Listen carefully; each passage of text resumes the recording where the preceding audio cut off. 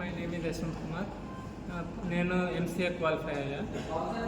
College డేస్లో అప్పుడు నేను బేసిక్స్ నేర్చుకున్నా కోడింగ్ గురించి.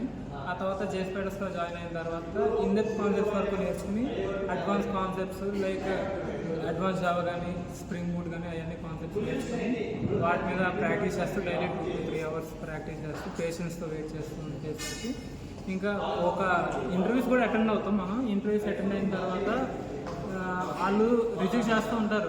అంటే వాళ్ళు ఏ టాపిక్ మీద అంటే మనం దేంట్లో లేకున్నామో రిజెక్ట్ చేసిన దాన్ని మనం ఫీడ్బ్యాక్ అడిగి తెలుసుకుని ఆ ఫీడ్బ్యాక్ ద్వారా మనం ఇంకా ఎక్స్పీరియన్స్ అంటే మనం ఎక్కడ ల్యాక్ అవుతున్నామో దాని మీద ఇంకా ఫోకస్ చేసి నాలెడ్జ్తో గెయిన్ చేసుకుని ఇంటర్వ్యూస్ అటెండ్ అవుతూ మనం జాబ్ క్రాక్ చేయాలి.